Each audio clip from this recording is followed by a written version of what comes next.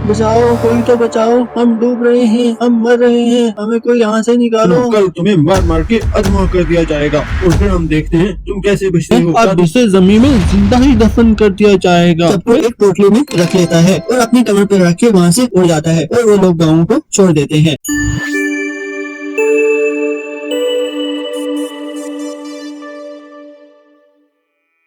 मक्खनपुर राज्य में मिंद्रा नाम की औरत अपने 5 बेटों के साथ एक घर में रहा करती थी। 5 बेटों में अलग अलग गुण थे, क्योंकि ये बेटे उसके घर में किसी बुजुर्ग की दुआ से पैदा हुए थे।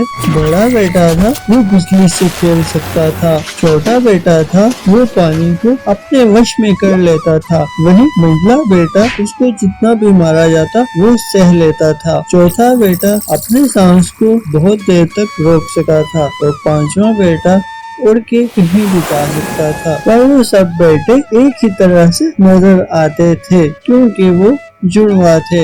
मिंद्रा ने ये बात सब लोगों से छुपाई हुई थी और एक टाइम पे एक बेटा ही बाजार में जाता था और काम करता था और सभी लोग उसे ही जानते थे, जिसका नाम लाखन था। अरे तुम सब लोग सो जाओ, फिर रात को समुंदर से मोती भी तो लाने हैं। हाँ वो हम अभी सो जाते हैं, आप फिक्र नहीं करें। अरे फिक्र की क्या बात है, तुम 5 बेटे मेरे रत्न हो और जब तक हम सभी साथ हैं मैं बहुत खुश हूँ। हाँ माँ, हम सभी हमेशा साथ हैं, जिससे कोई भी हमारा कुछ नहीं बिगाड़ सका। हाँ बेटो, अभी चलो तुम सब लोग सो जाओ, बहुत रात हो गई है। इसके बाद सब लोग सो गए और आधी रात में उठ गए और समुंदर की तरफ मोती उठाने के लिए चले गए। अरे भाइयों, जब तक मैं समुंदर का पानी मुँह में करता हूँ तुम लोग समुंदर से मोती उठा लो और याद रखो ये मैं सिर्फ 7 मिनट के लिए कर सकता हूँ। हाँ भैया, हमें पता है, आपको रोज रोज बताने की जरूरत नहीं है, हम जल्दी से सारी चीज उठा कर ले आएंगे। ठीक है, जल्दी से जाओ और मैं पानी को अपने मुँह में भर लेता हूँ। और इसके बाद रामू ने सारा पानी अपने मुंह में भर लिया और उसके भाइयों ने सारे मोती समुंदर से जल्दी जल्दी से उठा लिए और फिर वो बाहर आ गए। उसके बाद रामू ने कहा, आज ये मोती बाजार में चंदन बेचने जाएगा। ठीक है भैया, मैं जाऊंगा बाजार और मोती बेच के आऊंगा। इसके बाद चंदन बाजार चला जाता है। बहुत से मछुआरे भी मोती लाया करते थे, लेकिन उनके मोती बहुत छोटे हुआ करते थे और किसी किसी को तो मिलते ही नहीं थे। वो लोग चंदन से जलते थे और वो कहते थे कि इन्हें कहाँ से मिल जाते हैं मोती। चंदन के मोती चौंका बड़े होते थे तो वो जल्दी बिक जाते थे। जब चंदन के सारे मोती बिक गए तो सारे मछुआरे उसके पास आए और कहते हैं, अरे भाई, तुम इतने मोती कहाँ से लाते हो और वो भी इतने बड़े बड़े? हमें तो इतने मोती नहीं मिलते। हाँ, ये भाई सही कह रहा है, कहाँ से लाते हो? क्या तुम कोई जादू टोना जानते हो क्या? इसी वजह से तो तुम इतने ज्यादा मोती लेके आते हो। अरे नहीं भैया, आपको गलत फहमी हुई है, ऐसा कुछ नहीं है। अरे हमें गलत फहमी नहीं है, हम सही कह रहे हैं। तुम हर रोज बड़े बड़े मोती लेके आते हो और तुम्हारे मोती बिक भी जाते हैं। हालांकि हम भी उसी समुंदर से मोती लेके आते हैं। ठीक है, आप कल रात समुंदर के किनारे आ जाना, मैं आपको उतने ही मोती दे दूंगा। इसके बाद चंदन घर चला जाता है। घर पर आकर उसने सारी बात अपने भाइयों को बताई तो उसके बड़े भाई रामू ने कहा, तुम चिंता मत करो, कल रात मैं खुद ही जाऊंगा और उनसे निपट लूंगा, तुम लोग घर पे ही रहना। इसके बाद अगली रात को सारे मछुआरे समुंदर के किनारे आ गए और रामू भी आ गया। रामू ने कहा, मैं अपने अंदर इस समुंदर का पानी मुंह में भर लूंगा और याद रखो कि मैं सिर्फ 7 मिनट के लिए ऐसा कर सकता हूँ और अगर कोई 7 मिनट के बाद ना आया तो ये मैं पानी छोड़ दूंगा और वही वो पानी में मर जाएगा। हाँ, तुम चिंता मत करो, तुम जल्दी से पानी अपने मुंह के अंदर लो। इसके बाद रामू समुंदर का सारा पानी अपने मुंह के अंदर भर लेता है तो सारे मछुआरे मोती उठाने के लिए समुंदर में लग जाते हैं। मोती चुनते चुनते उन मछुआरों को बहुत टाइम हो गया था। रामू उन्हें बार बार बता रहा था और इशारा भी कर रहा था,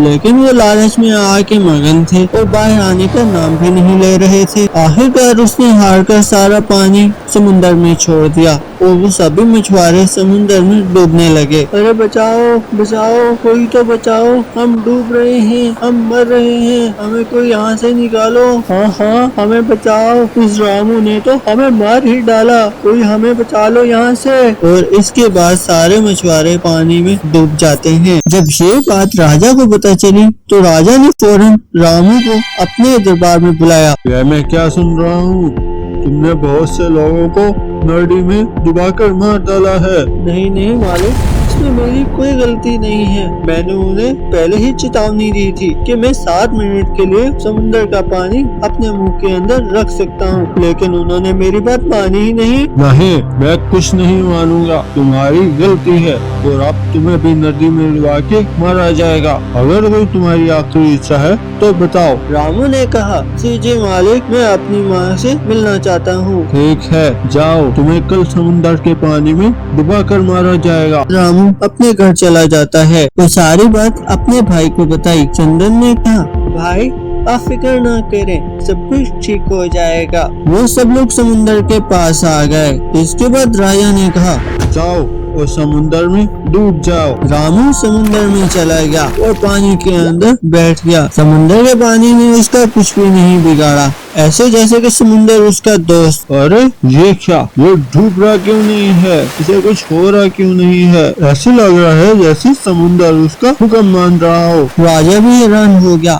इसके बाद रामू समुद्र से बाहर आ गया। अरे ये कैसे हो गया, तुम्हें समुद्र ने डुबाया क्यों नहीं, मुझे कुछ समझ नहीं आ रहा। उसके बाद रामू चुप करके खड़ा रहा। उसके बाद राजा ने कहा, ठीक है, कल तुम्हें करण दे के मारा जाएगा, क्या तुम्हारी कोई आखिरी इच्छा है? रामू ने कहा, हाँ हाँ मालिक, मुझे अपने घर अपनी माँ से मिलने जाना है। कल रात भी वो सारी रात रोती रही है। ठीक है, जाओ और कल तुम्हें करण दे के मारेंगे हम, फिर देखते हैं तुम कैसे बचते हो। इसके बाद रामू घर आ जाता है। वो सारी बात अपने भाइयों को बताता है। लाखन ने कहा, ठीक है भैया, आप चिंता मत करें, कल मैं जाऊंगा, क्योंकि बिजली मेरा कुछ भी बिगाड़ नहीं सकती। ये सुन के सब लोग बहुत खुश हो गए। लाखन राजा के पास चला गया। जब लाखन को करंट लगाया गया तो उल्टा उसको करंट लग गया जो उसको लगा रहा था। ये देख के राजा फिर से हैरान हो गया। लाखन को करंट लगने से बहुत मजा आ रहा था।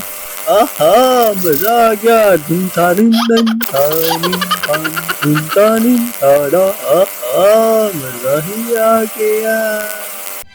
ये देख के सब लोग हैरान हो गए। इसके बाद राजा ने कहा, अरे अरे ये क्या हो रहा है, मुझे तो कुछ समझ नहीं आ रहा, तुम्हें करंट क्यों नहीं लग रहा? पता नहीं महाराज, आपने खुद ही देख लिया है कि बिजली ने मेरा कुछ नहीं बिगाड़ा। हाँ ठीक है, तुम इतने चालाक ना बनो, कल तुम्हें मार मार के अधमरा कर दिया जाएगा और फिर हम देखते हैं तुम कैसे बचते हो। क्या तुम्हारी कोई आखिरी इच्छा है? जी मालिक, मैं अपनी माँ से मिलना चाहता हूँ। उनकी तबीयत बहुत खराब है, इसलिए मैं आखिरी बार उन्हें देखना चाहता हूँ। ठीक है, तुम जाओ और कल फिर वक्त पे आ जाना। इसके बाद लाखन घर आ जाता है और सारी बात अपने भाइयों को बताता है। जिस पर चंदन ने कहा, ठीक है भाई, मैं कल जाऊंगा, क्योंकि मुझे जितना भी मारो मुझे कुछ नहीं होता। सब लोग फिर से खुश हो गए। अगले दिन चंदन वहाँ चला गया। उसके बाद चंदन को गर्दन काटने के लिए लाया गया। एक बहुत बड़ी तलवार से उसके सर पे मारा गया, लेकिन जैसे ही तलवार उसकी गर्दन पे लगी तो तलवार टूट गई। ये सब देख के सब लोग बहुत ही हैरान हो गए कि आखिर कैसे हो सकता है ये कि किसपे बिजली, पानी, तलवार का भी असर नहीं हो रहा। राजा गुस्से में आ जाता है और कहता है, अब इसे जमीन में जिंदा ही दफन कर दिया जाएगा, फिर देखते हैं हम ये कैसे बचता है। तो उसके बाद राजा ने कहा, ठीक है, अपनी आखिरी इच्छा बताओ अगर कोई है तो। वो फिर से वही इच्छा बताता है कि वो अपनी माँ से मिलना चाहता है। घर आके वो सारी बात अपने भाइयों को बताता है। रमेश कहता है, ठीक है भाई, आप फिक्र ना करें, कल मैं जाऊंगा, क्योंकि मैं बहुत देर तक अपना सांस रोक के रख सकता हूँ। अगले दिन रमेश राजा के महल चला जाता है और एक जगह पे खुदाई की जाती है। वहाँ पर रमेश को अंदर गाड़ दिया जाता है और उसके ऊपर मिट्टी भर दी जाती है। जैसे ही रात होती है, मिंद्रा और उसके चारों बेटे वहाँ पे आ जाते हैं और रामेश को वहाँ से निकाल लेती हैं। रामेश को कुछ भी नहीं हुआ था क्योंकि रामेश बहुत देर तक अपना सांस बंद कर सकता था। मंद्रा ने कहा, अब हम ये घर छोड़ के चले जाएंगे और अब हम दूसरे इलाके में रहेंगे। इसके बाद पांचवा बेटा उन सबको एक पोटली में रख लेता है और अपनी कमर पर रख के वहाँ से उड़ जाता है और वो लोग गाँव को छोड़ देते हैं।